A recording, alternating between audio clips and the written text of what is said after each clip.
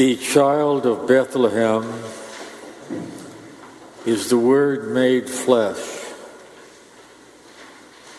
The Child of Bethlehem is the place where humanity and divinity come together. The Child of Bethlehem is the temple in person. The temple in Jerusalem is the place where the Jewish people would come to meet God. The symbolic presence of Yahweh was there in the temple. And the temple, of course, of Jerusalem is somehow related to the whole world.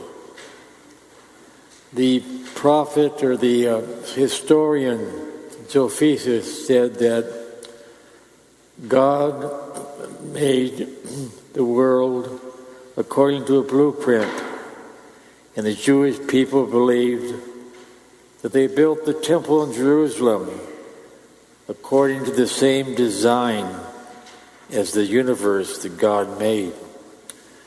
And the temple has three parts: a vestibule, a sanctuary, and the Holy of Holies. And the world itself, they believed, had three parts. The vestibule was all material things: the sun, the moon, the stars, the vegetation, the plants, and the animals. Everything physical was the vestibule of the world. And the holy place, or the sanctuary, was the work of understanding the meaning of the material world. And the holy place, or the Holy of Holies, the third part, the most sacred part of the temple, that in creation, of course, was revealed truth, faith in God, in Jesus Christ, in the Trinity, in the Child of Bethlehem. Now, there are three different keys to enter into the three parts of the temple. The first key to enter into creation itself and all the material things there are our senses.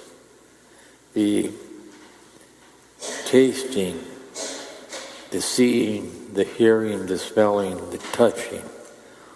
All those senses enables us to be in communion and to be united in a way with the material of the world.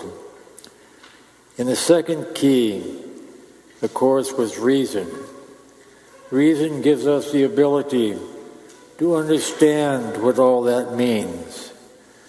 And the third key, of course, was faith. Faith in God. Faith in the Child of Bethlehem. That was the third key of entering into God Himself and the meaning of God.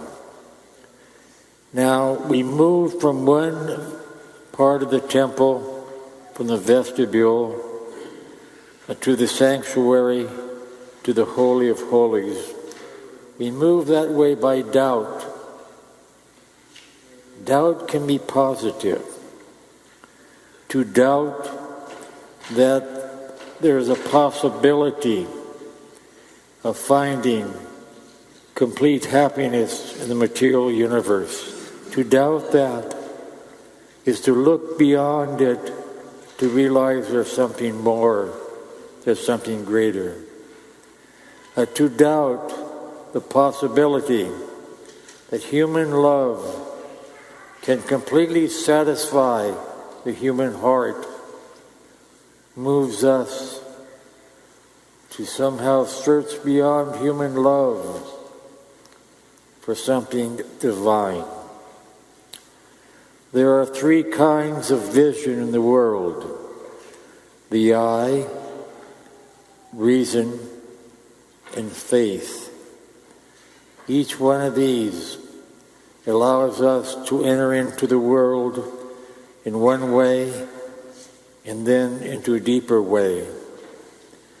Now, the eye itself sometimes winks. The eye winks, and when it opens the eye again, it sees things clear. And the reason also winks. When we are involved in intense intellectual concentration, sometimes we forget to use our reason, and then we find out intuitively something we could not find in our reason. So we have the wink of the eye and the wink of reason. And each time we come back and we can see something greater than we saw before or in a new light. Saint Bonaventure said something similar to the three parts of the temple and the three parts of creation. He said that we could discover God in the external world, in the material world. And secondly, we can discover God in our neighbor, seeing our neighbor in the image and likeness of God. And of course, thirdly, we discover God in Revelation. We discover God in the Trinity, in Jesus Christ. We discover God in the Child of Bethlehem. Now, when one looks at the world itself and all its materiality, one can say, is that all there is? Just the material world? And of course, there's more. And when one looks at the meaning of the world, when they look at the understanding of the world, you can say, is that all there is? Oh, there's more. You can look at the world through the eyes of faith, and in the eyes of faith, you see something more than just the understanding, the natural understanding of the world. Now, there's one more wink in life, and it happens at the end of our lives when we die. And when we die, we no longer need faith. It winks, because now in eternity, we can see the Child of Bethlehem there in all its glory and are united there.